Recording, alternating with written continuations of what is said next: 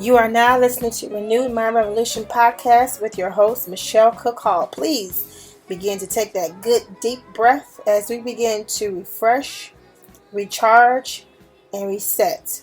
Let's go.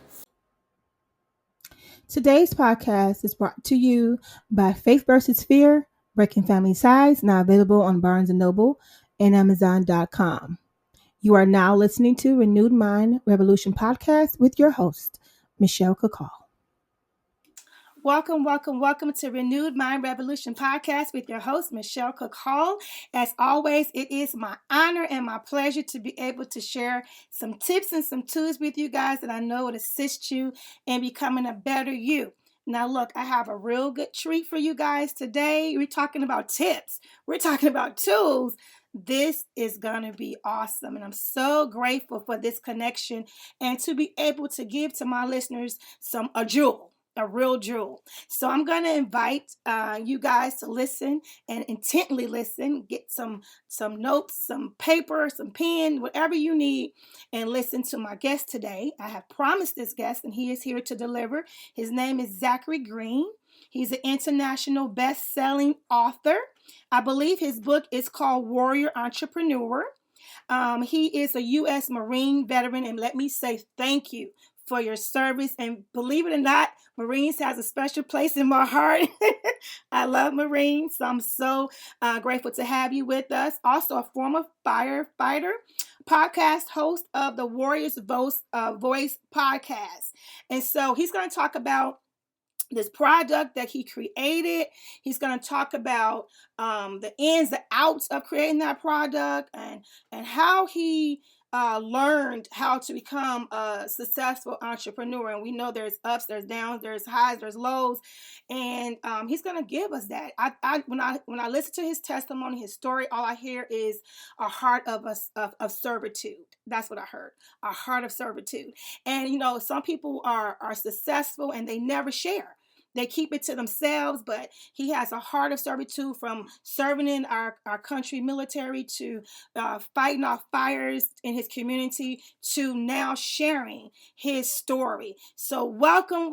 May I call you Zachary? You can call me whatever you want with a wonderful introduction like that, Michelle. Well, welcome, Zachary. Please enlighten us and share with my listeners. Give them the jewels. Give us what we need so that we can also be able to share that we have become entrepreneurs and make some good positive steps, and not all the lows and the mistakes that comes with becoming a successful entrepreneur.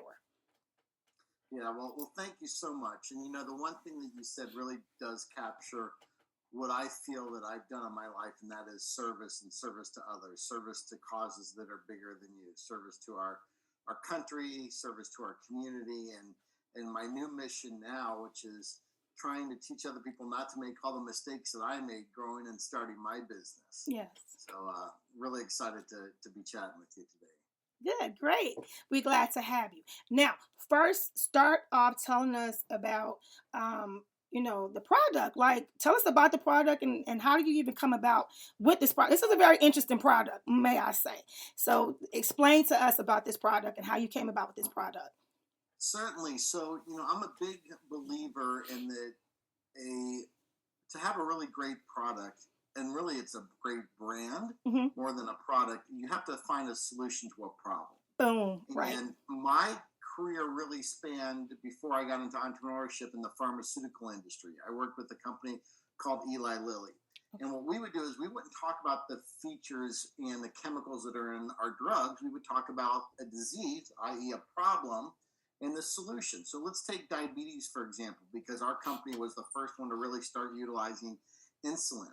Okay. We didn't talk about all the stuff that was in insulin. We talked about, okay, if you have diabetes, these certain things will happen. And and that's a problem. And the benefit is X, Y, and Z. So in that light, I was a firefighter. I got within the first couple of weeks of the fire service, I was in an actual live fire. I'm working my way down the hallway. Now, when I say it's black, it's not a black like you and I think of when we get up to go to the bathroom in the middle of the night and it's dark out, but you can still see a little bit. Right. This is true, complete blackness. You can't see your hand in front of your face. Okay. And what happens is you get disoriented very easy because you lose track of where you came into the room, where you are, how to get out, where your tools are, where your buddies are. Right. And in my case, I'm pushing my way down this dark hallway, assuming that I want to get to the end of the hallway, that there's going to be a door or a stairwell. And instead, I found 3 walls. And I was like, oh, this is not good. And I realized I'm actually in a walk-in closet. I'm not in a hallway, and I'm trapped. Wow. And it was a pretty horrifying experience. So once you kind of get through that fear and you realize, okay, if I don't get control of my emotions, I'm going to die. Yeah. I have 20 minutes of air left. That's the end of it. And I finally worked my way and got outside. And I remember talking to my captain and telling him how nervous I was, how scared I was. And he almost started making fun of me. He's like, bro, this is what happens every time you're in a fire. You got to get used to it. If you can't get used to it, you're in the wrong line of work. Okay. And I started thinking, that's really not acceptable. There's got to be a better way to solve this problem of darkness. Right. And I remember back when I was in the Marine Corps, we had these little glow-in-the-dark tabs on the back of our helmets. Okay. And the purpose of those was so in the dark, you could see a little bit in front of you, and that would be enough to know that your buddy was right there next to you. Right. So I found a way to make this glow-in-the-dark material glow brighter and longer than virtually anything had ever been out in the market. You know, the problem with electric batteries and light bulbs and rechargeable batteries is they don't always work, especially in the conditions of a fire where it's super hot and steamy and we break stuff a lot. And so I worked with a couple brilliant scientists and developers, came up with this glow-in-the-dark material, wore it on my helmet, and within the first fire I had, guys were literally trying to take my helmet off of my head. So I remember turning around looking, and I could see the green glow of my helmet bouncing off of his mask. And he's trying to take my helmet off, and I'm like, bro, can we put the wet stuff on the red stuff and get this fire knocked down? And he's like, what's on your helmet? And I'm like, come on, please, man. The building's on fire. So we get outside. Guys start throwing $20 bills at me. Next, I start selling it from fire station to fire station. Wow. And what I would do, Michelle, is I'd go to a fire station. Instead of just saying, hey, it glows for 10 hours. It glows at this brightness. It lasts this many times. I would start the conversation off with, hey, have you ever been in a situation where it's so dark you can't see? I'd start with the problem. Right.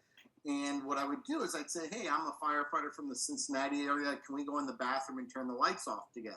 Mm-hmm. I got something cool to show you. Mm-hmm. And if they didn't beat me up, they usually like, okay, yeah, let's check it out. Because that's kind of a strange way for people to come in to talk to you, right? Yeah, right.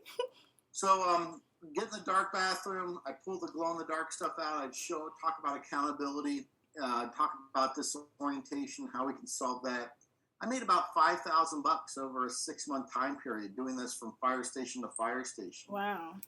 Eventually went to a trade show, set up a booth at the trade show. We booked $100,000 in 3 days. Wow. The problem was I had no money to buy the raw materials. Yeah. I had no way to produce it. I didn't have a manufacturer. I had no way to distribute it. Right.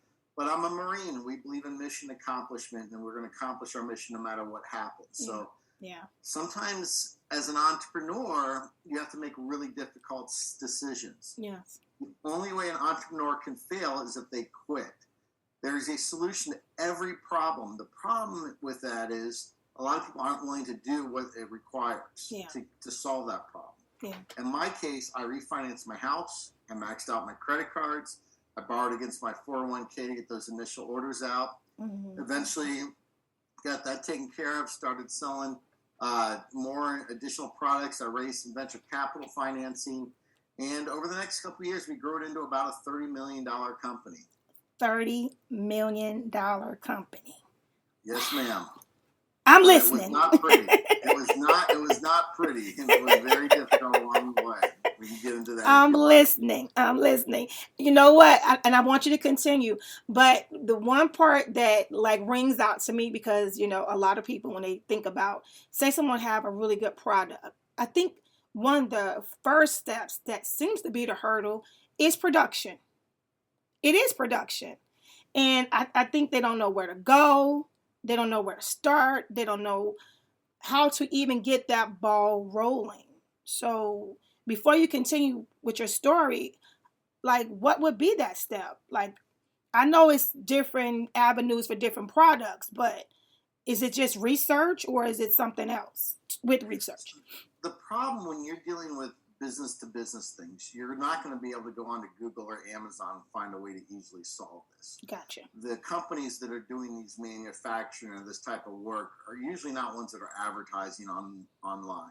Okay. It's word of mouth. Now, this is the challenge. You have this concept called economy of scale, which means the more you make, the cheaper it becomes per unit. So if I'm making a widget and it costs $1, if I make 10 at a time, it'll cost maybe 90 cents if I make 1,000 at a time. But if I make 1,000,000 at a time, I can get the price down to 5 cents. Right. However, I don't have that kind of cash. Right. I don't have that kind of orders. Right. And so what happens is you start with these small orders, but the big companies aren't going to work with you because it's not worth their time. Right. They have customers that have been out there for decades upon decades. Why would they stop all their machines, retool it up to make whatever it is you're going to make and do it? The other option is to go overseas. I mean, obviously, China and other areas where it's a lot cheaper. The problem is you've got to produce significant amount of materials because the shipping alone is going to take your lunch from you. Okay. And you may not get the quality that you need, so you have to fly over there and you have to deal with that. And so there's all these challenges, but the best way I can explain it is the way my grandmother always explained things to me. And she goes, it's like eating an elephant. You eat one little bite at a time. So you start with this one small manufacturer. Yeah, you're going to have to spend more money because you don't have that economy of scale. You start to build that relationship with them. The issue for me never really was the cost. It was cash. And let me explain what that means. Okay. There's this thing called the cash conversion cycle. It's the time that you spend money and how long it takes for you to make profit after you spent that money. So if you're building this widget, and you got to put in $10,000 to build this widget, and you're going to make $20,000. Well, a lot of times you're going to have to produce that product before you even have an order. Yep. So how long is that order going to take? Yeah. Then they place the order. You've then got to package it, distribute it, send it to them. But they're not going to pay you until maybe 30 days or 60 days. Or you know what? They may not pay you, or they may take too long to pay you. So that time that you got, that your cash that you put into that raw material, into that manufacturing, and the time that you actually get paid, that's that cash conversion cycle.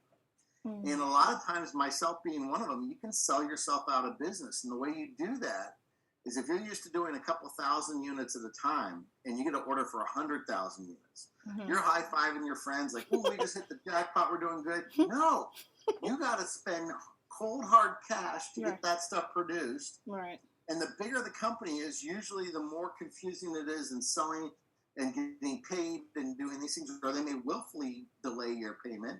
And little people like you and I can't do anything about it. Right. So that's when I say you can sell yourself out of business by taking a deal that's so big that you can't afford the cash conversion cycle between the time you take the order, you buy the product, and then actually get paid. Wow. So in that case, it would be, like you said, Grandma said, it's step by step by step by step, a little bit at a time.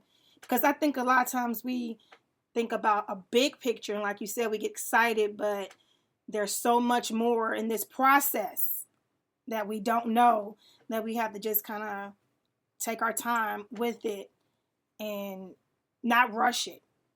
Right, and it's the people that start with you are usually not the people that end with you. So you may have a great distributor, a great manufacturer early on, but as you start to get bigger, they maybe can't meet you at a certain place, and they're like, well, wait a second, Michelle, I helped you out when you were early on. I need you to help me out now because you're our biggest customer. And they say it's not show friends, it's show business. And sometimes you just gotta, make the right decision for the business. Right. It's not personal, it's business. So something happened though, right? It's more to the story, right? Is it more to the story? Very much so. Okay. So the issue started to come in is a couple things. Number one, I could not afford really good employees. I had employees that had a lot of heart, a lot of dedication, but they just didn't have quite the skill that I needed. Okay. So I had to do a lot of work and check a lot of work. And as the company started to build and grow, and I was able to swap out some of those original employees with some people that maybe had some more skills, I still never really gave them the opportunity to grow. And I'm a big fan of hiring really great people and then getting the hell out of their way. And I wasn't doing that. Okay. So over the next couple of years, the company's building and building. We're making several $1 million in revenue, but we're not making a lot of profit. I can't really figure out why. Okay. And the whole time I'm looking for all these other issues, it turns out it's me. I'm the one holding it back because I've created this funnel where everything comes to me. Oh. It wasn't the big decisions. I was good with the big decisions. Mm-hmm.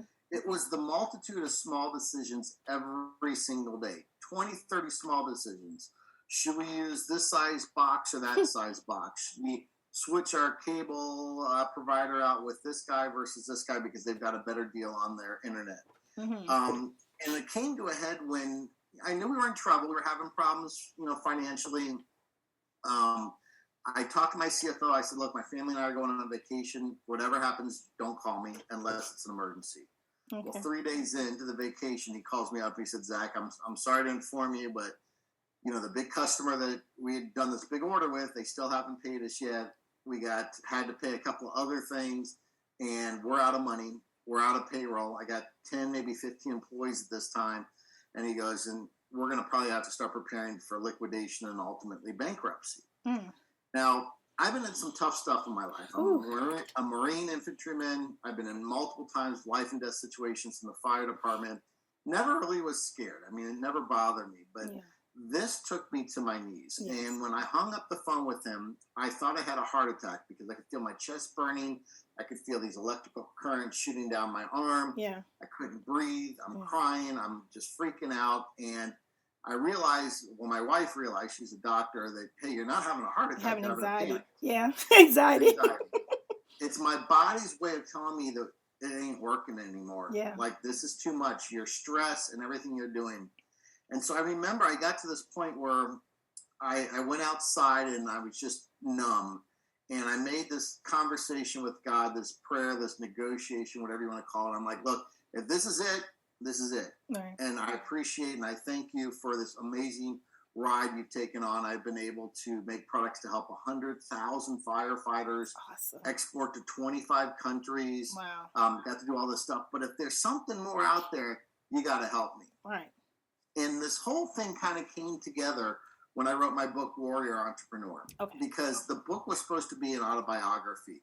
The problem, as my editor said, is, Zach, unless your name's Beyonce or Barack Obama, nobody cares about your autobiography. Other than maybe your mom and your wife, and hopefully, Michelle, you'd buy my autobiography. That's the only three of you, right? What's the lesson? And so when I went back is I looked at this warrior's journey. And the warrior's journey goes all the way back to Greek times. It starts with adversity. It starts with challenge. We think as people that had a tough life, a tough childhood, maybe our father wasn't involved, maybe our mom was working 2 jobs, whatever else, so that's a bad thing. Right. That's not. Okay. You're building rhino skin. You're getting stronger. Yeah. Iron sharpens iron, as they say in the Bible. Yes. And what happens eventually, you are going to come to a point in your life where you're not going to be able to make it through that next step. That's called your crucible. For me, that was my crucible when I got that phone call. I know it's my crucible because it was both mental, spiritual, and physical. Everything came crashing. And the crucible basically means whatever you've done up to that point in your life is not enough to get through the next phase. So there's 2 things you have to do when you're in your crucible. Number 1, you have to conquer it, not survive it. You have to conquer it. You have to destroy it. Mm-hmm. And number 2, you have to transform. Okay. And if you don't transform, you're good right back to where you were before.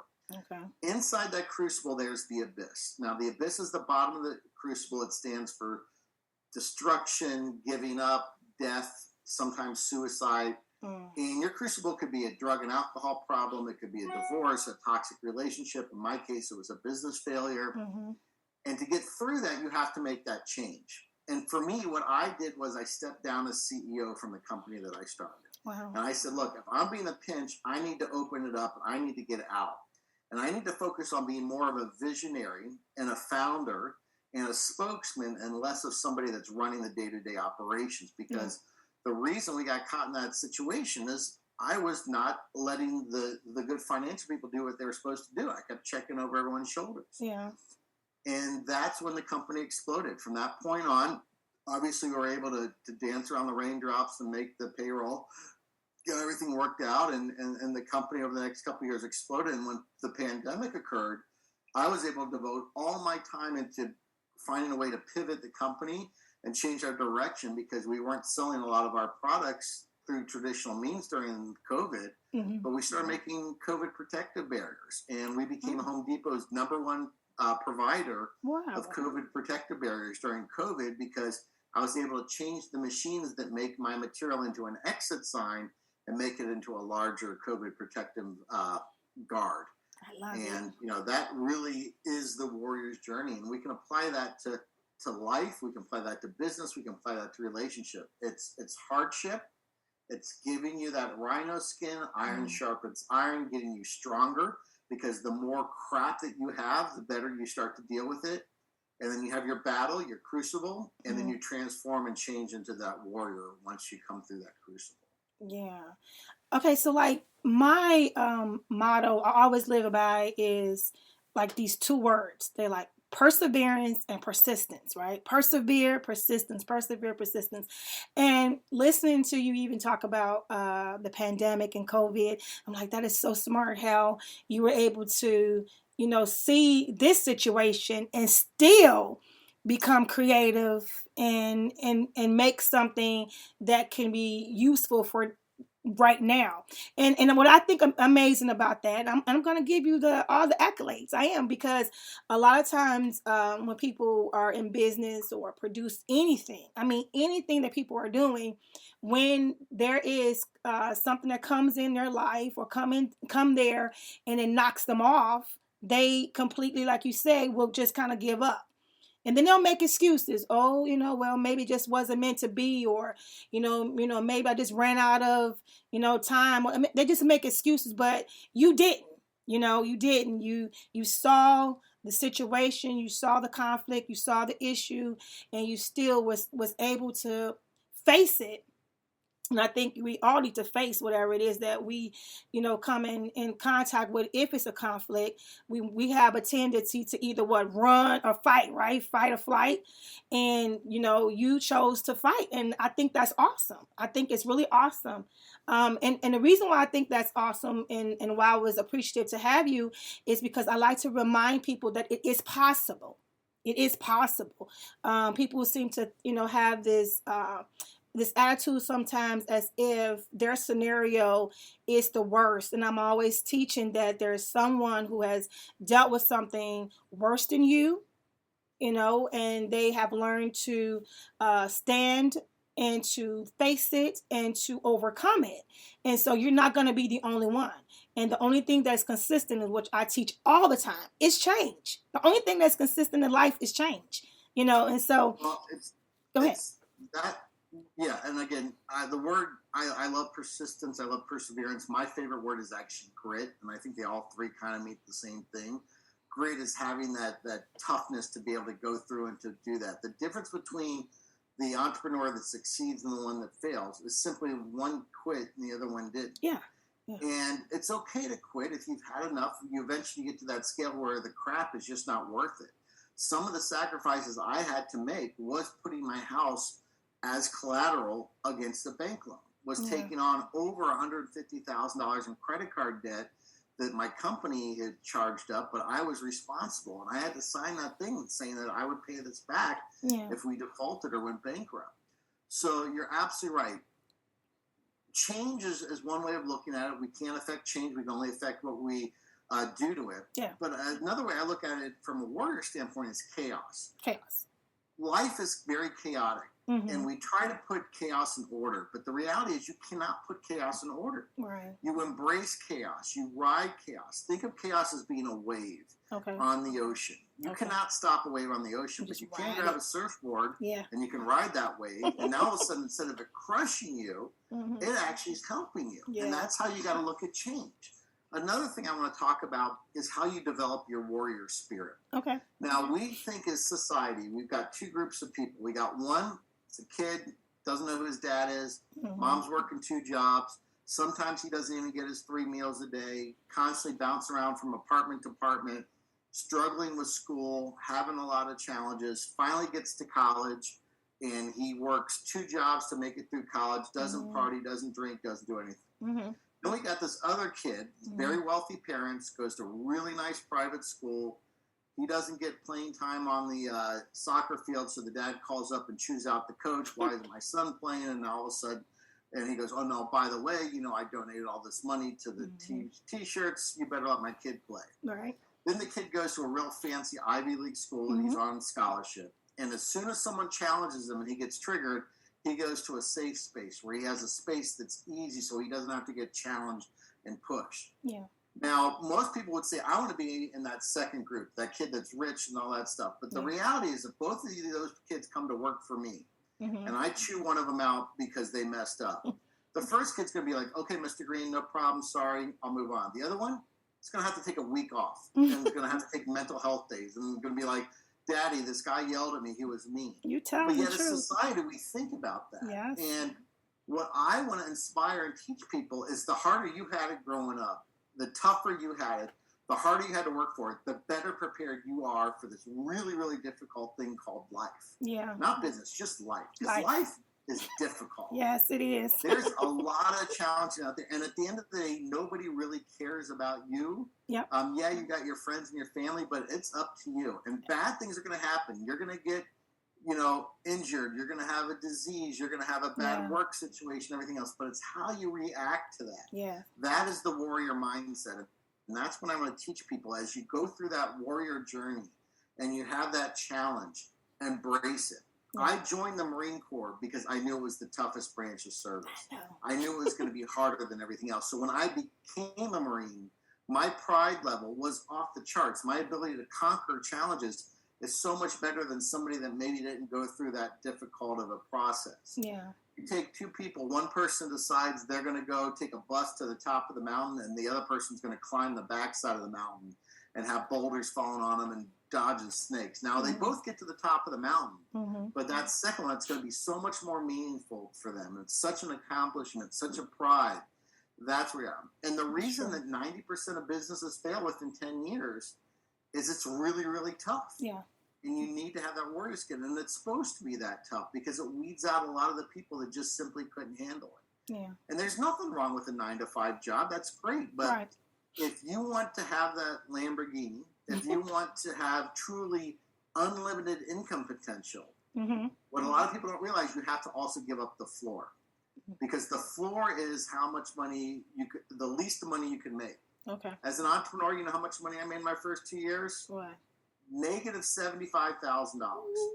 Negative, not zero, negative, because I had to spend money out of my own pocket. Right. Then the next 2 years after that, I was making maybe $30,000 or $40,000, which was less than what I made my first year out of college. Right. But I gave up that floor because I wanted that unlimited ceiling where I truly could make 7 figures eventually. Right. If you have that floor, which is, hey, you're never going to make less than $30,000, that's great.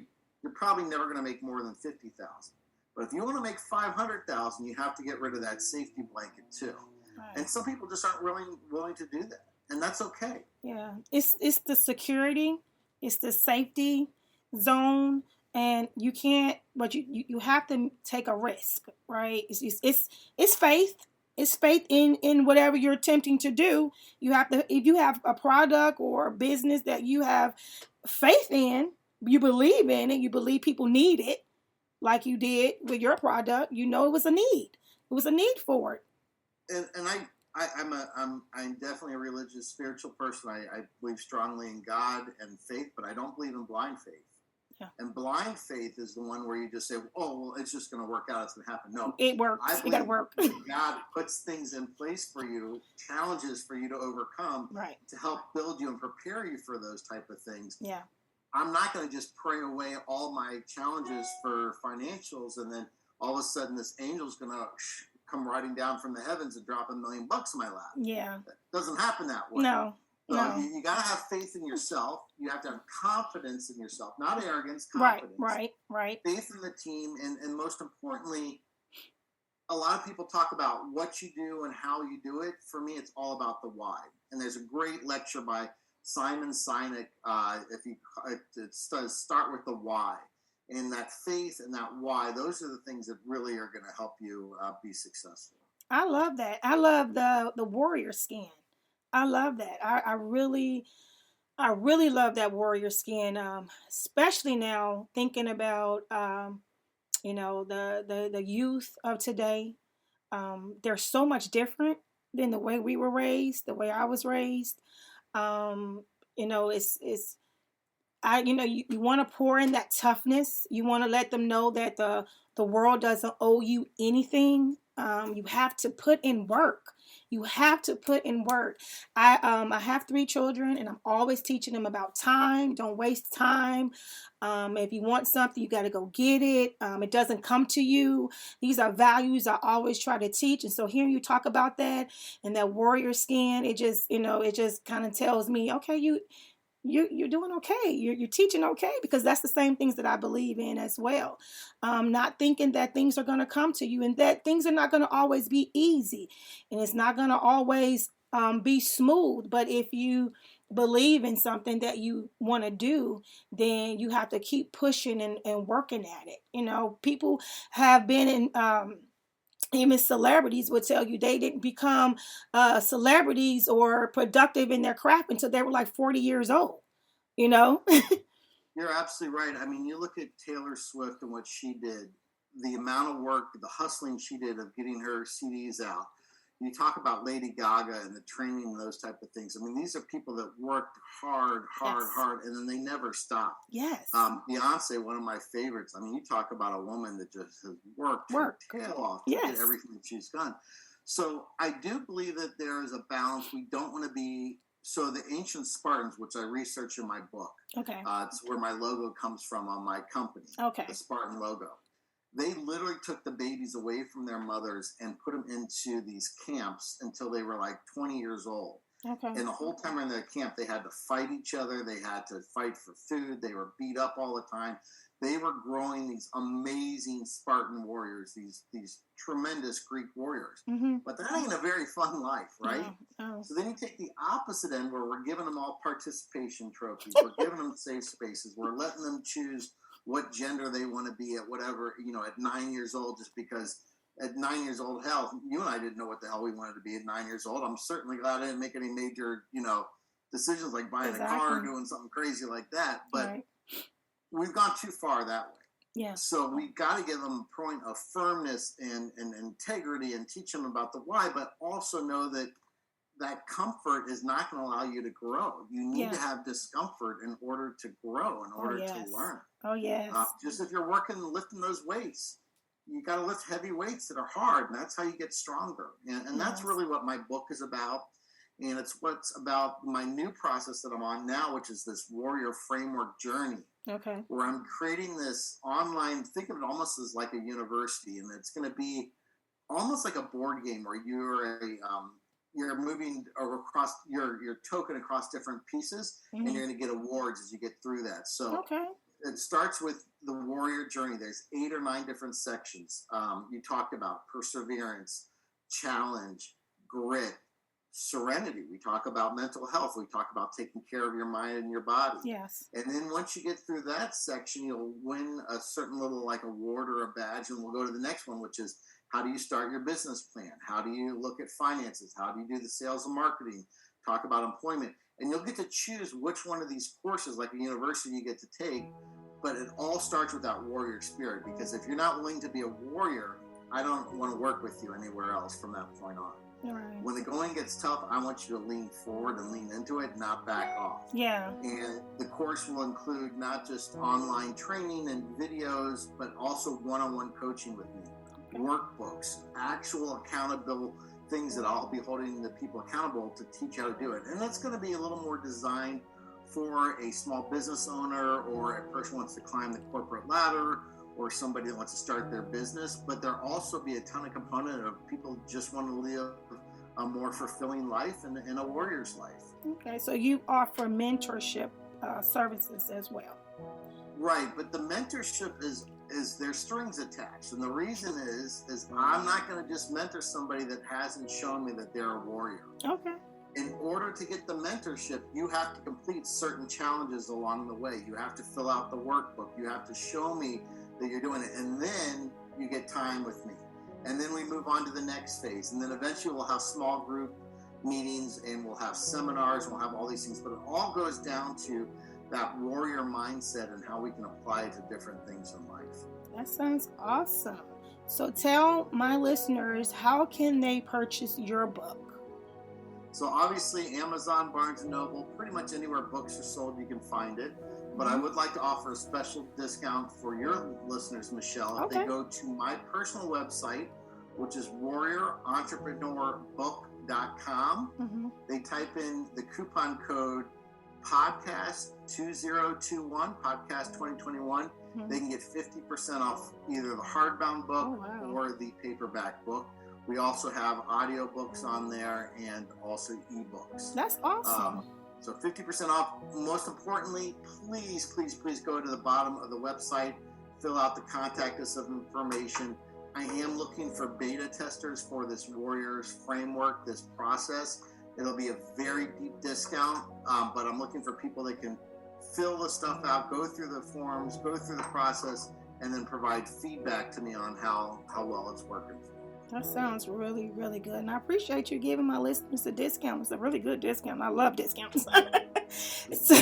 So before we say goodbye to my listeners, please let them know something that you want to leave with them for today. Give them a nugget. Give them a last word that they can take with them. Yeah, I think when it really comes down to is make a difference. Stand up for something that you believe in. Make the world a better place. When your time is gone, people should really remember you and what you did. And if it's something as simple as them just simply smiling because they know you, that's great.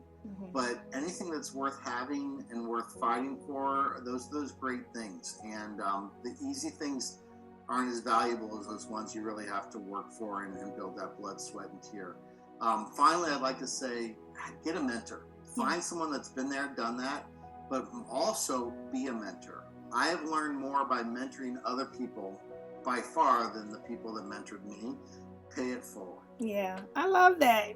We learn a lot about ourselves when we share. So I love that. Thank you so much. It's been my honor and my pleasure to be able to talk to you today, Mr. Zachary. You have given us so much today. I know my listeners are just like bubbling over with information. I know I've learned a lot, and I love the warrior skin. I love that so much. Thank you so much for being my guest today. It's been my pleasure. Thank you guys for listening to Renewed Mind Revolution podcast with your host, Michelle Cook Hall. As always, it is my honor and my pleasure. Remember that I love you, but most importantly, God loves you more. God bless you guys. Bye-bye.